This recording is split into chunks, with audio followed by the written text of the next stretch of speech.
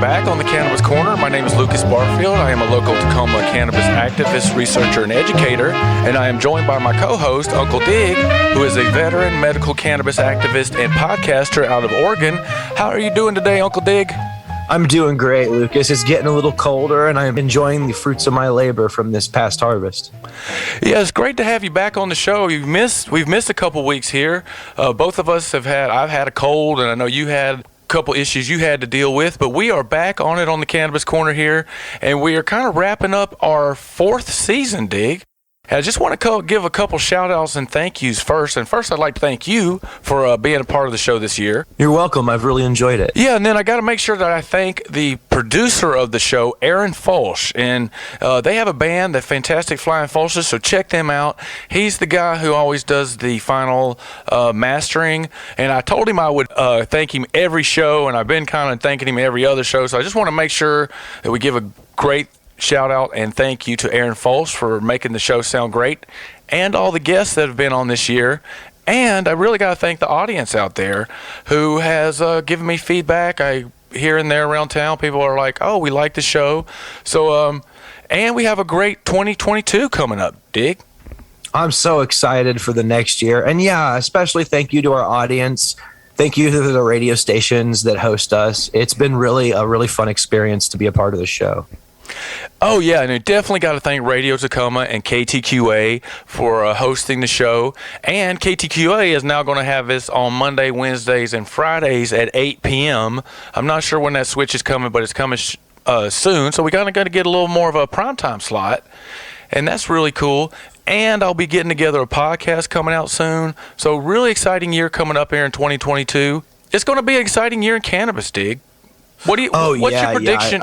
So give us a prediction real quick. What do you think might happen in 2022? Well, 2022 is midterms, right? So everyone's going to be wrangling over those wedge issues, right? Cannabis, abortion's dead in the water, a couple other things, gun control might be big. But here's what I think is going to happen for cannabis.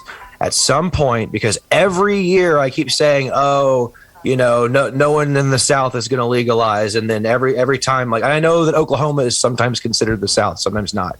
They did medical. And then I think recently Virginia is legalizing. So it's like, so my prediction is going to go against all my other predictions. I'm going to say a southern state that is traditionally anti-cannabis is going to legalize. And it's going to surprise everybody because that's what has happened every year since this train started rolling. So I'm going to be optimistic, and I'm going to say somewhere that is traditionally anti-cannabis, red state in the South is going to legalize cannabis. That's what I'm going to say.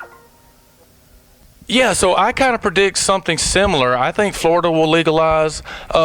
Unfortunately, I kind of see maybe a little backsliding a little bit, especially out here in the West with the story we just saw with Oregon passing $25 million for cannabis enforcement down in your neck of the woods. And we don't have that story today, but some really big things coming up in cannabis. Hopefully that I'm wrong. I think, like I said, I think the adult use system is going to try and crack down a little more on the underground market using law enforcement.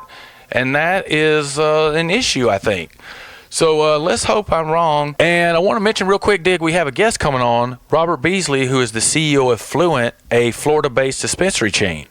Oh, awesome. All right, so let's get into our news, and we're going to start out this week in the South, and we're going to start in St. Louis, Missouri. And this story kind of took me aback, Dig. What happened in St. Louis is the mayor and the city council, they have passed a sweeping bill basically decriminalizing cannabis.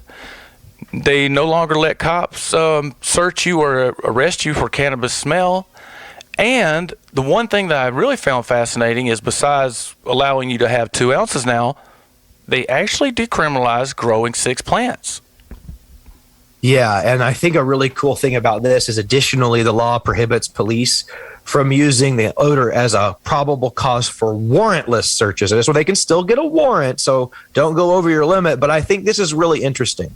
Now, I think this is so cool. I would just be interested to see what the state authorities say about this. And I think that you're going to see maybe some local versus state conflict here. But maybe I'm wrong. We'll see what happens. Yeah, I mean, I am interested to see because I think the state law might preempt the city law there, especially with that 6 plants. I mean, I can see everywhere is decriminalizing the possessions, but the 6 plant thing, this is the first city I've ever heard of actually decriminalizing 6 plants. Do you know of any other cities done that, Dig? I can't think of anything. And I think another case study in this, if people don't mind me mentioning, is I remember for a while Austin tried to decriminalize, and the local county law enforcement and stuff started like cracking down and like really messing stuff up there in Austin against the local municipality's wishes. So, shout out to Texas being Texas. So maybe this will go a little different, being that it's in a different part of the country with a lesser tradition of oppressive law enforcement. But we'll see.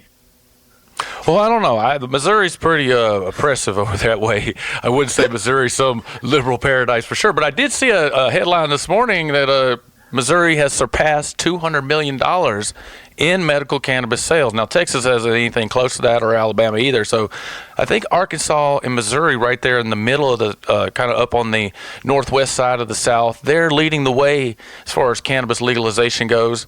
But I would push back a little bit, not to say that Missouri is some liberal paradise, but I think they're in a unique position to understand why cannabis is good for harm reduction.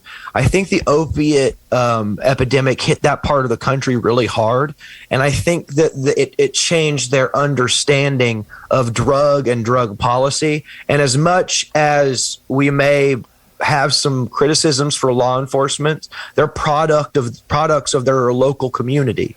So a lot of times it takes a little bit longer for these beliefs to filter into law enforcement, and there still is officer discretion, which I don't like, but a lot more cops are letting people off for stuff like this because it's not what the culture considers a hard substance. So I think that even though we still have a lot of problems with arrests, we still have a lot of things, I think there's also a little room to acknowledge that since all this has happened, the general American attitude toward drugs, I think, is changing. And there's a lot more room for conversation and parsing out the different substances and what their worth is to us as a society, and also what their dangers are.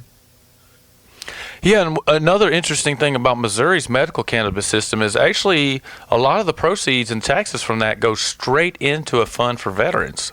So that's a fascinating thing going on there in Missouri. So our next story comes from overseas, and that is in Malta.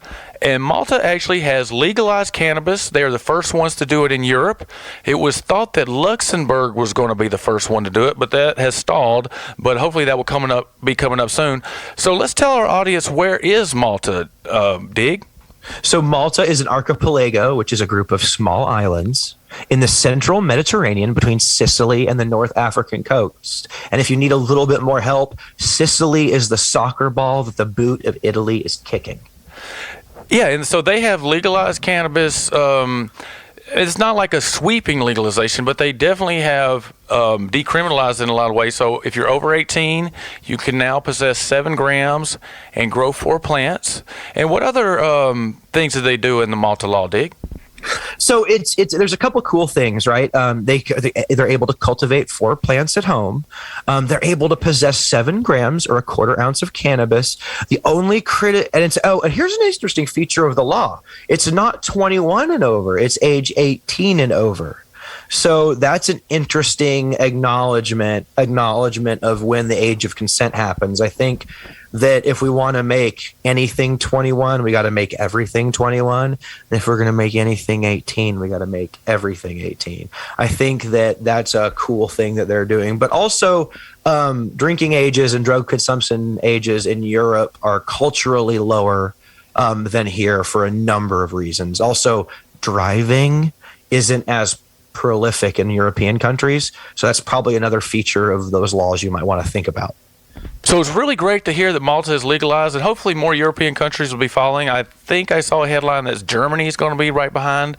So maybe Germany might beat Luxembourg to it. So we will see some medical cannabis going on in Europe, but except for Malta, still nobody has passed the recreational cannabis. So the next article takes us over to the East Coast, and that is in New York. And that is the Mohawk tribe has decided to open up their cannabis system before the state has. And if everybody remembers, there was a law passed. I don't know if it was a law, but it was recognized that because the tribal governments all around the country are their own sovereign countries, that they can go ahead and open up their own medical and recreational cannabis systems. They don't necessarily have to have or abide by the state regulations. So that's what they did at the Mohawk tribe in a town called Akwesasne. They went ahead and granted 3 cultivation licenses, and they're going ahead and getting this going, Dig. Yeah, and I think something we talked about before we started the show is that this is showing that if there's a local initiative and there's allowances in the state law, whether you have like tribal land that you have control over that the state can't put its grubby hands on, or you have like a really strong sense of municipality strength and your county can do something ahead of the state, you'll find that if you go ahead and get it going locally, that you can do a faster, better job than the state can. And a lot of times, because you've gone ahead and made a working system, you can try to get grandfathered in under the state system so they can't interfere with your local system as much. Yeah, and there's been a lot of complaints out of New York as far as the system going slow. It started out, they also allow the counties and cities to do the bans where they don't have cannabis shops or businesses. Started out as really low, but then it jumped way up to, I think it was 24% of the cities and towns in New York State and counties said no to cannabis. So the tribe is saying, no, we're not going to abide by that, and we're going to go ahead and get this going. And like you said, it just really shows if you really want to open a cannabis system, you can open it fast. You don't need all the crazy regulations. And as we talked about a lot on this show, a lot of the cannabis regulations are just based on the same old things. Everything is usually based on white supremacy, racism, classism, trying to, keep people arrested. Also you got the big pharma lobby. Well, something that people need to consider when everyone's talking about you're not able to consume in public, there's no place to consume in public, is that is classist, because people who own their own property can smoke cannabis wherever they are on their own property. But people who rent are subject to onerous and unfair requirements of their behavior from their landlord. People who, sublet, all that different stuff that people who don't have as much means have to do to secure housing limits their safe and secure and even legal access to cannabis. And that's why we don't need to allow municipalities to limit personal freedom in this regard anymore. Yeah, we just talked about that last show, how HUD is saying, nope, can't smoke in or use cannabis in a HUD apartment. So, yeah, absolutely. It's classist, and it just sets up an inequitable system. And good on the tribe there in New York for moving forward on this. And that takes us back over here to the West Coast for our final story, and that is out of California. And this one is pretty wild, Dig. Just to introduce it, the audience may be familiar for what is called the Emerald Cup. And the Emerald Cup goes way back. My first exposure to cannabis, or like California cannabis, was in High Times. And I can remember the Emerald Cup and the Cannabis Cup and these kind of things going on for a long time before I ever even moved out to the West Coast. So these small farmers up there in California have been having these cannabis cups for decades. And this Emerald Cup, I've seen some of my friends out here on the West Coast, they go down to it from time to time. But because of the legalization, this thing has shrunk down from, they said, like 400 local small cannabis farmers. And I don't know if the audience, if anybody has ever experienced really great outdoor grown cannabis, it's just nothing like it. Even outdoor cannabis grown here in Washington, if it's on those big, large scale, it's just nothing like some small farm cannabis. And they had 400 vendors, and now this thing has shrunk down to 26, Dig. And even that 26 farmers, they had to negotiate with the state. So let's set the stage here. So tell us first up, what were some of the stipulations that the state put on the farmers just to even have the Emerald Cup? And then we'll get into what happened. Well, there was a lot of tiered access here because a retail license in California to actually sell cannabis cost $100,000.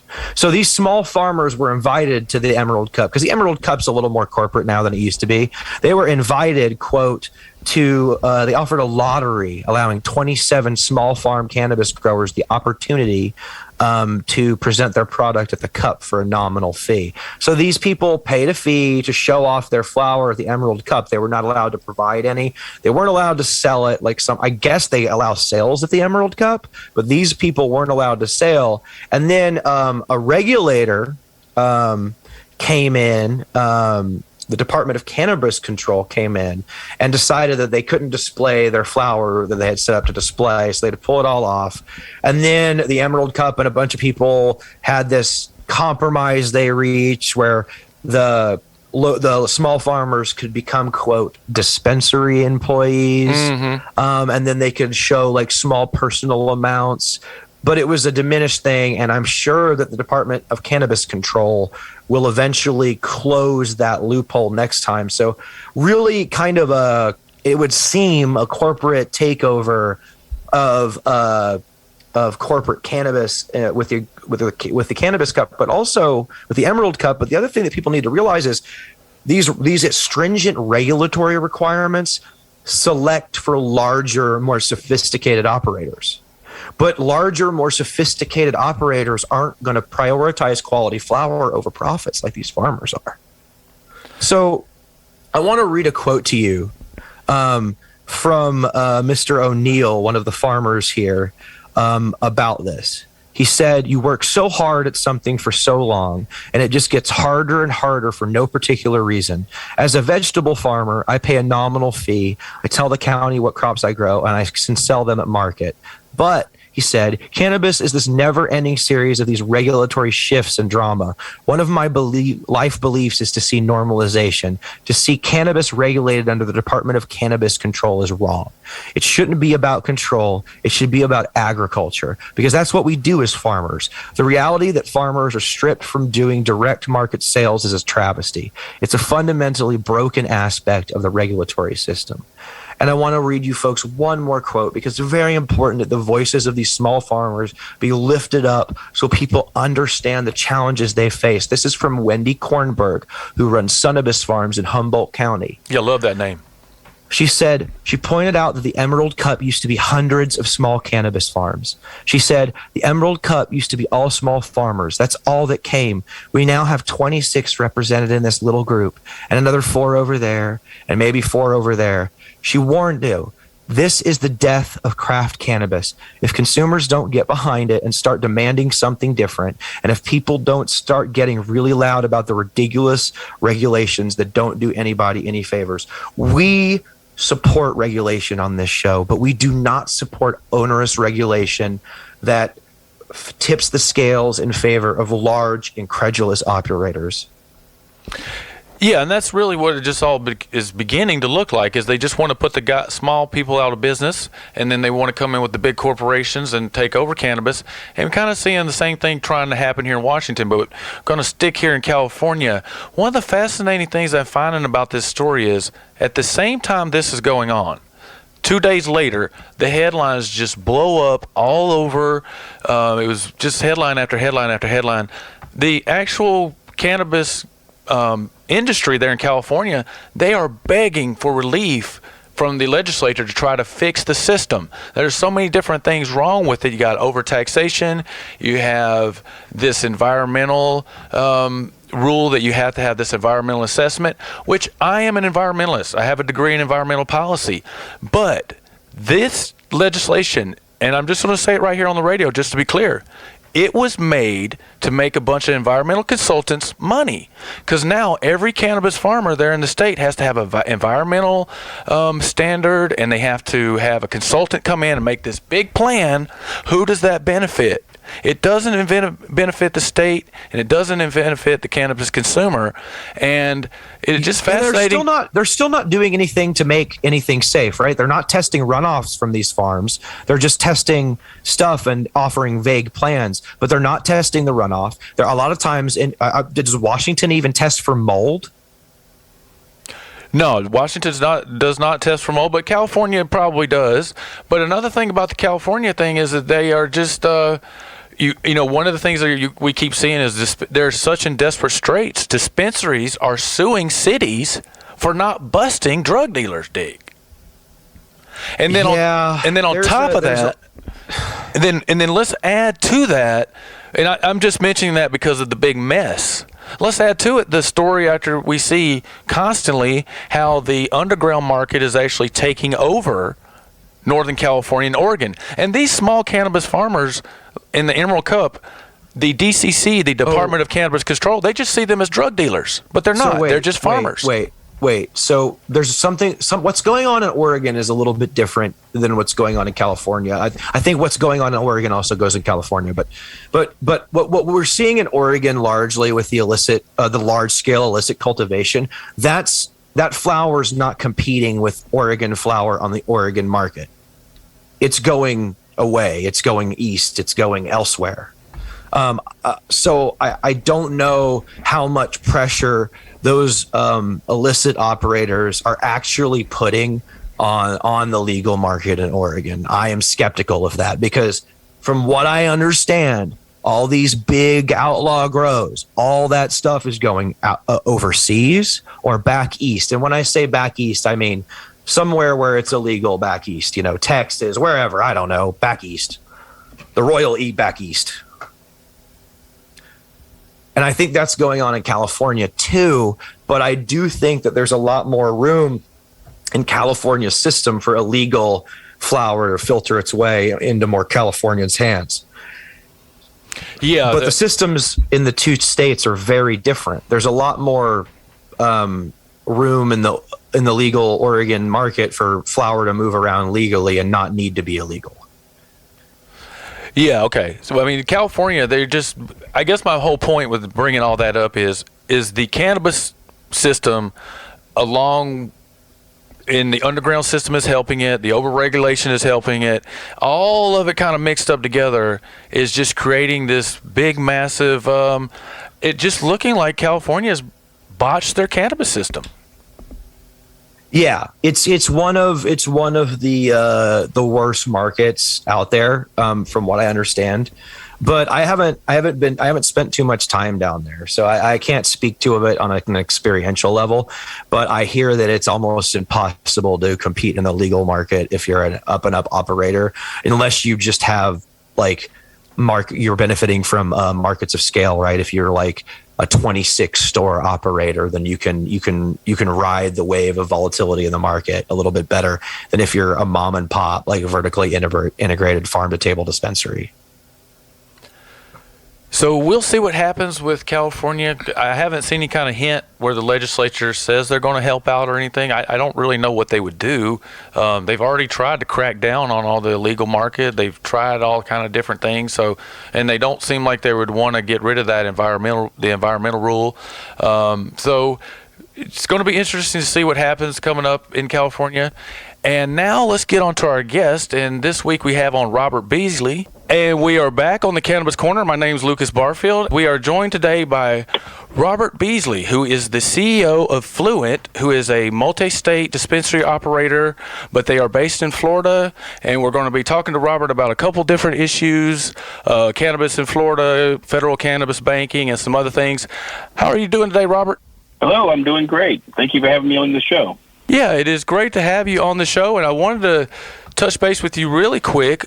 How did you get into the cannabis industry, and how did you become CEO of Fluent?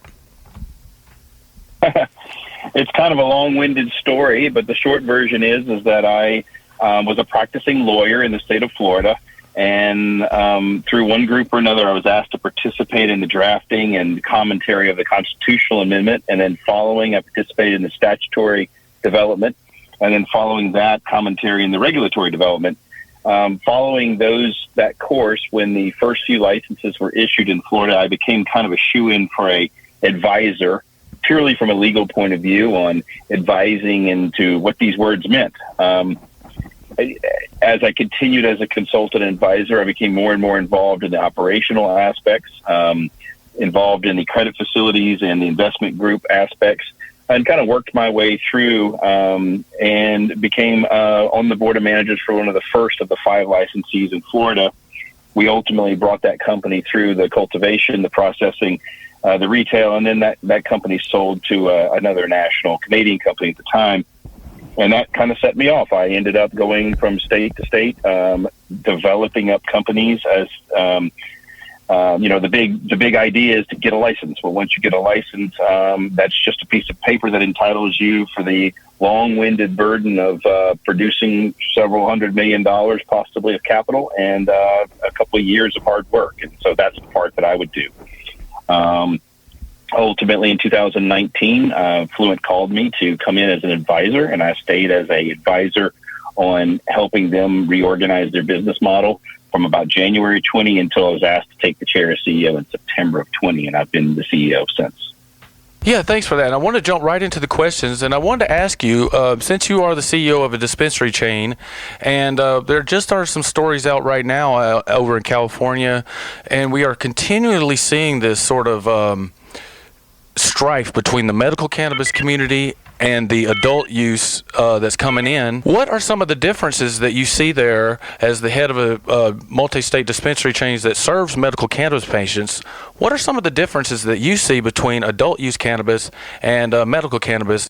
So the differentiation between those two categories is different from state to state. In Florida, we do not have such a differentiation because there's no difference. There's not a recreational state.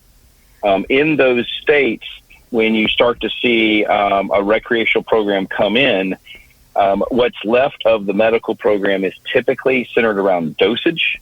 You usually have a higher dosage allotment in medical programs. It's also centered around price, which relates to sometimes size and dosage size, but also taxes. Sometimes the programs that are medical remain a tax-free transaction. But ultimately, and then sometimes from a sales point of view, the product lines that are medical in nature usually remain pretty high in the CBD content. CBD is a functional component as an anti-inflammatory of most medical treatments. But also you see different formulations and ratios in the medical-based product. I would suffice to say that a rec-based or adult-use product really focuses on THC concentration and starts to go towards those high concentrate items and high concentrate product lines. A lot of those concentrate product lines are not necessarily appropriate for medical use. Being a multi-state operator, like you said, and I think that I saw that you're in Florida, Pennsylvania, Michigan, and Texas, and those are all very different states. How does Fluent keep the patient first in your model, considering what you mentioned, all the different regulatory schemes? So we are operating in states that have adult use, Michigan being one of them. Florida is medical, Texas is medical, and Pennsylvania, although there's been much talk about it, still remains medical. So we have the privilege right now of operating in a pretty medical-based market. As such, you see our product offerings that are really catered and tuned into what the prescribing physicians are looking for. What we do is we do a lot of research. We stay on the cusp of the condition that's offered in that state, and then what the appropriate formulations are for the conditions. One of the frustrating things in an evolving state like Texas is, the legislature just passed their act. We were hoping for a 10% concentration. The political compromise was a 1%. Okay, we can live with that. But then they expanded the conditions. And so now you have this misfitting scenario where you have conditions that are available for treatment, but not sufficient dosage for that treatment. And so we have to really struggle to make sure that if you have a condition that you're eligible, that we're able to provide you a dosage format or a product formulation format that meets your condition. It would be as if you could only take one Advil regardless of your condition. And so that's the big struggle in making sure that the medical need is met. You kind of touched on it just a little bit, but what are some of the major challenges that you're facing in operating in different states? And then can you just talk real quick about if the federal government were to pass some banking relief and maybe deschedule cannabis and maybe change some of the federal laws, how would that help some of those challenges that you mentioned?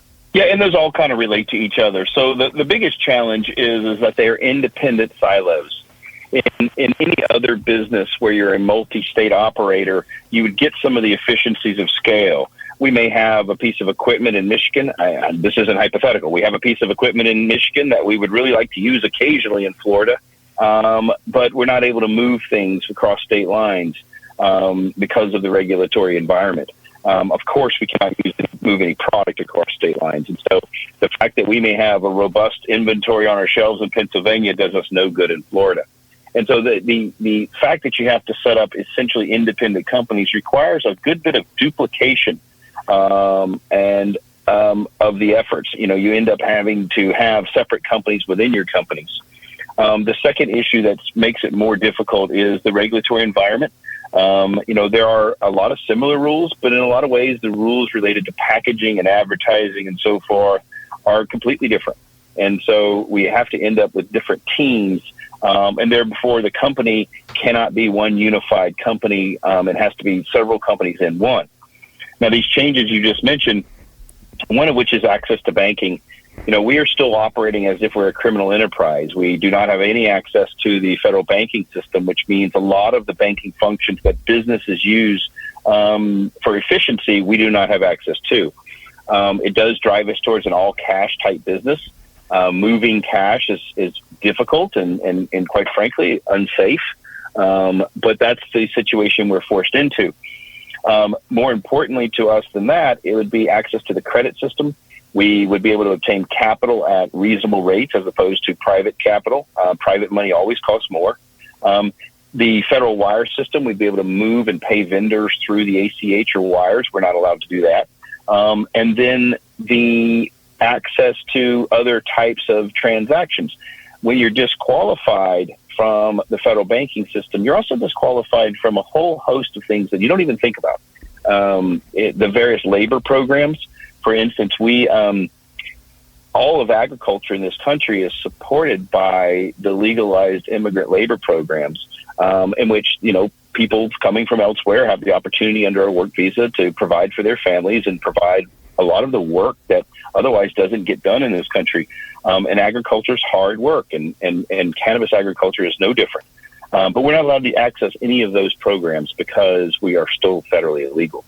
So the Safe Banking Act, which has again failed to pass or failed to make it through the process, would have been a tremendous relief to our industry. The second relief would have been a descheduling, which is, at this point, there's no real mention of that anymore. But the descheduling itself would allow us access to those federal programs.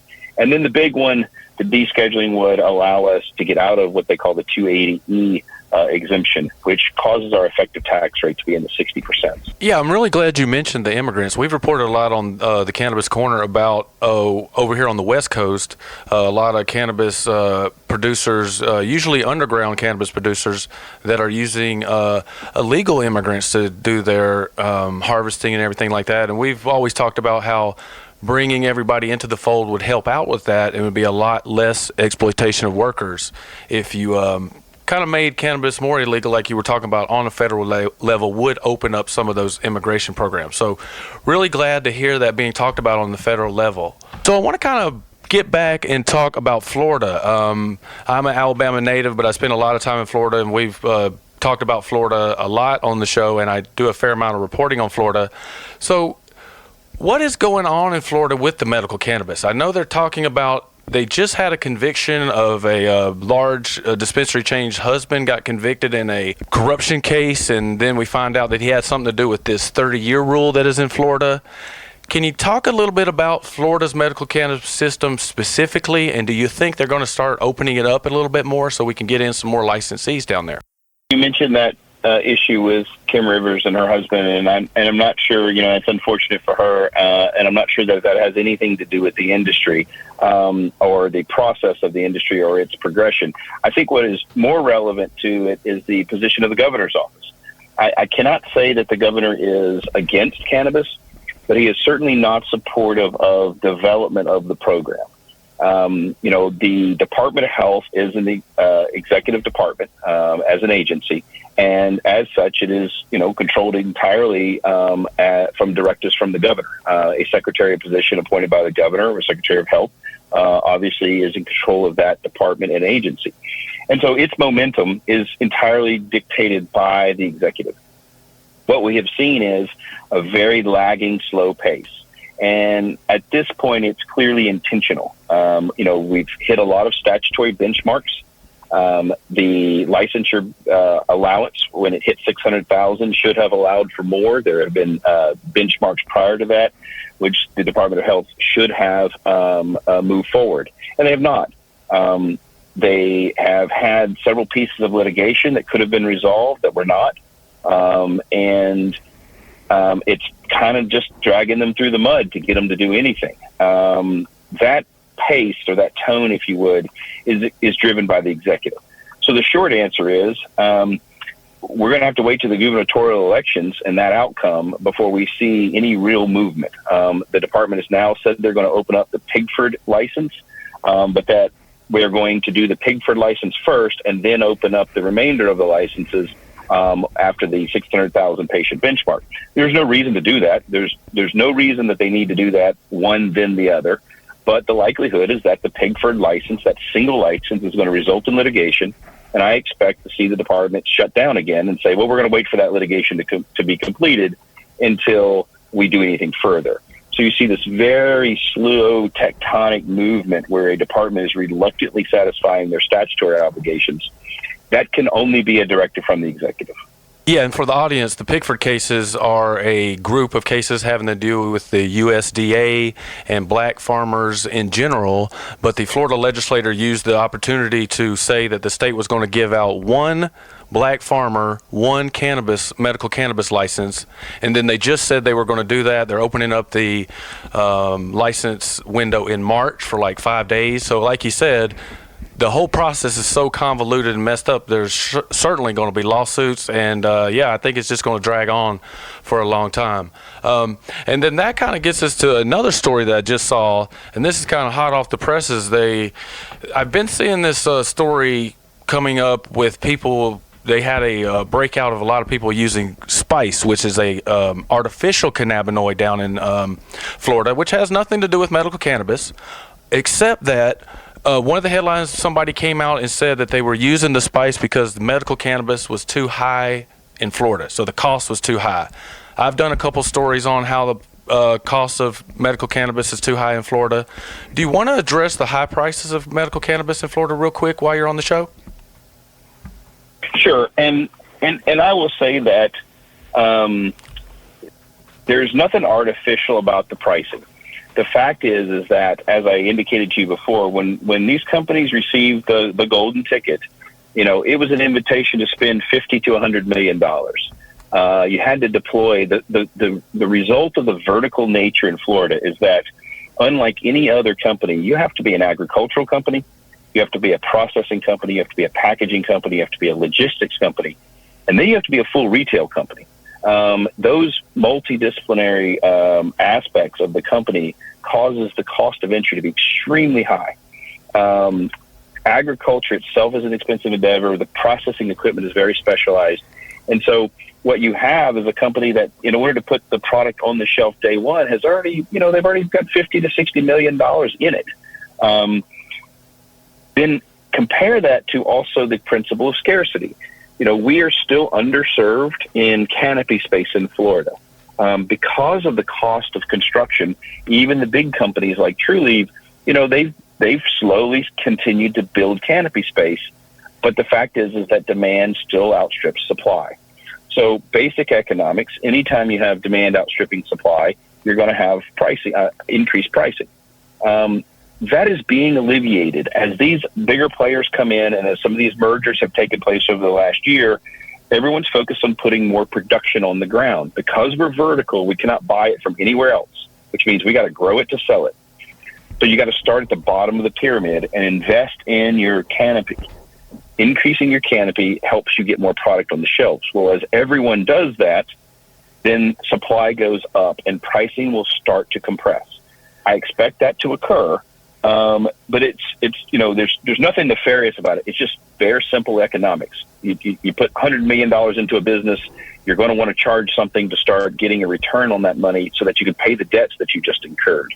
And that at its very basic level is the driver. So I want to really talk real quick about some of your operations specifically. And I saw that you helped work on some of the cultivation operations there for Fluent. So just let's talk about real quick what goes into opening up one of these large cultivation facilities, what kind of equipment you're using, and how long does it take to kind of build one of these from start to finish, and what goes into it?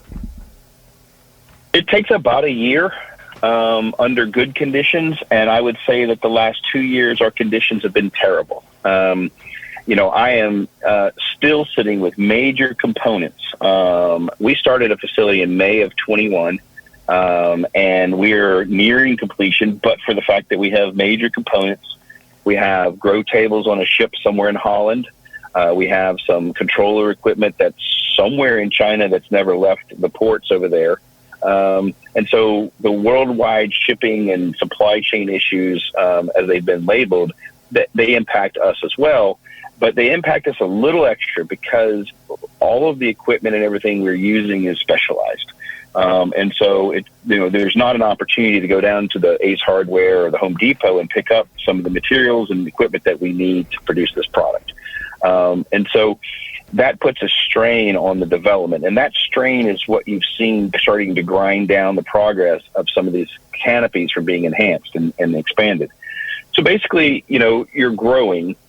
Florida is not a very friendly outdoor space for cannabis. In fact, cannabis doesn't naturally grow here. It doesn't like wet feet, first of all, and the humidity does not allow for the bud to grow in a way that is mold free. And so if you grow cannabis outside in Florida, you're almost 90% chance going to have mold in it. Now that mold isn't necessarily that harmful for you, except that the state of Florida's standards are so strict that we're almost in a zero tolerance scenario. So we're growing in a state that the cannabis itself doesn't want to grow in because of the mold and the humidity. And then we're being judged by a zero tolerance scenario. What that means is that you have to put a lot of environmentals into the grow, meaning utilities. So, looking at a facility, an average size facility, our power bill is $65,000 a month, every month. And that's usually climate control. And so you have to develop a facility, even if you use a greenhouse, you have to develop a greenhouse that has sufficient environmental controls to control humidity. And that's the key to growing in Florida. Yeah, and you really touched on the issue there on the environmental impact of large-scale growing, and it's just another reason to open up federal legalization, because we keep hearing that Oregon has a glut of cannabis. They're growing too much cannabis in California. People would say the same thing about Washington State a lot of times. If we would open it up federally, we could easily just import large amounts of cannabis to Florida and maybe cut down on some of those large indoor facilities, and then reduce your power bills, reduce energy consumption. And there's just a whole bunch of dominoes that would fall if we could get this federal legalization. But I want to get out of here with you telling us, how can people find out more about Fluent, and is there anything exciting coming up your way with medical cannabis? Absolutely. First of all, you can go to getfluent.com, www.getfluent.com. Our ticker on the Canadian exchange is TIUM. The holding company is called Consortium, and the last four letters are TIUM. And you can find that on the exchange and hopefully buy some shares because we are publicly traded. As for new and exciting, we have, we're starting to get into the syrups and concentrates. In the next month and a half, we'll start rolling out the shatters, the butters, and the crumbles, and a lot of those high concentrate products. I was at a presentation yesterday where we're starting up our butane extractor, which is a solventless portion of extraction using butane. It's just become legal in Florida to be able to do that. What that does is increase our efficiencies of extraction and allow us to get into these high concentrate products. And so I think you'll see us in the next 2 months bringing online a lot of those higher concentrate products that are desired at this point by the consumers. Also, we have closed off and finished the production of our 11 grow room facility in Sweetwater. That is specifically our small batch artisanal flower. We've had a couple of really great rollouts. We rolled out some 28% sour diesel the other day. We've got some Gary Payton that just came out. And so we're allowing those strains that have great genetic potential to realize that potential. And so one of the things you'll see from us and others, admittedly, is the quality of flower is starting to increase in Florida. Florida for a lot of times sold a moderate volume of moderate quality flower throughout the system. And that's not just us, that's everybody. And you're seeing that flower quality start to turn up as these new facilities come online. And we're proud to say that our facility is now in full production. And so we should have a full complement of flowering offerings on our shelves from here on out. All right, so now we're going to get into our It's a Bust segment, and that is the last segment of our show. And in this segment, we look at the drug war and the effect on people by the police and their continued assault on cannabis consumers out there across the country. And we are staying in the South. The past two we've done in the South, and we're going to stay there. And this one is in Texas. I believe it was Alice, Texas. Someone was busted with 24 plants, and I really was kind of disturbed how this came about. It was actually a Crime Stoppers tip, and then the police came, knocked on the door, opened the door, smelled cannabis. They didn't say smoke or whether it was actually the plants, but another police officer went and looked through the window and saw cannabis paraphernalia and cannabis on a table. Then they went and got their warrant. And by the way, we're not going to mention their names, but both men had Spanish-sounding names. So then there's that. The continued racist drug war is still going on in Texas. So just another sad case out of Texas. And how many plants they find that when they actually got the warrant and went in there, Dig? They seized 24 plants and 5 vacuum-sealed bags of processed cannabis. So it sounds like a little home grow, and they were saving some for later. They were probably trying to blow it up real quick, get a bunch of cannabis, and then hide it, and then have some to smoke at home. And these, cops busted them based on a tip from someone in the neighborhood, I guess. And I want to mention that also there's this weird feature in the article alongside growing equipment and a quote cannabis Bible quote. It's really interesting that they put the cannabis Bible in quotes. It's almost like they're trying to trigger the theocrats in Texas to get them all excited. Oh, it's a Bible. It's just a grow guide. That's what growers call a grow guide. So it's just interesting, some of the little quotations and the way stuff is annotated in this article that are different than you might see elsewhere in the country. Yeah, because the anti-cannabis folks they're getting really fired up right now. I did an article recently with the governor of Nebraska is working with anti-cannabis groups, but what was really disturbing about that is right about that same time I've noticed there was a really large uptick in Nebraska cannabis bust. It was going on for 2 weeks. I was like, what the heck's going on in Nebraska? But then we see the governors coming out against cannabis because they're trying to get medical cannabis in Nebraska. So it's just really disturbing, and it's, I don't want to say fascinating, but it's interesting. So so they got the 24 plants in Texas. That sounds like a lot, but it's not really a lot on an indoor scale. It's very small. Yeah, but they're growing. So the medical cannabis in Texas can be up to 5% THC. So they're growing cannabis in Texas. It's not really high strong, but then you're going to come over here and you're going to bust these guys for cannabis. It's just, and we were talking about this last It's a Bust, how the psilocybin is going through the roof, but then they're still busting people. It's just something we really need to get this. I think federal legalization is going to be the key to get all this sort of straightened out, Dig. Yeah. Yeah, I think it's good. There's going to be a lot more police violence before we're done, and they're warning us, right? They're saying, "Oh, give me 25 million here in Oregon, here, give me this here in California." The legal market's crying for a crackdown, and what's going to happen is, they'll bust some illicit operators, but they'll also use it as an excuse to harass citizens and make people's lives harder unnecessarily, because that's what the carceral state does. So that is the end of our show. My name is Lucas Barfield. If you would like to get in touch with me, you can email info@radiotacoma.org, and they will get the message over there to me. We will have our own dedicated email address coming up soon. And how can people get in touch with you, Dig? Yeah, you can follow me on Instagram @Uncle Dig. You can also listen to my podcast wherever you get podcasts. The podcast is called The Bagseed Chronicles, and I host it.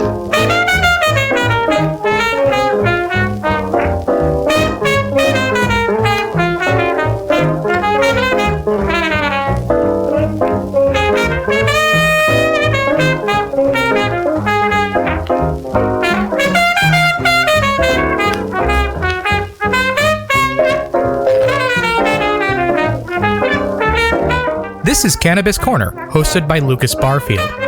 If you would like to get in contact with your host, he is on Twitter at MJIsMedicine. Your musical selection is The Happy Monster by Chubby Jackson and his orchestra, recorded on 78 in 1947. You can find this music and much more at the Great 78 Project, an archive of historical music recordings at great78.archive.org. You are listening to 101.9 KTAH, Radio Tacoma.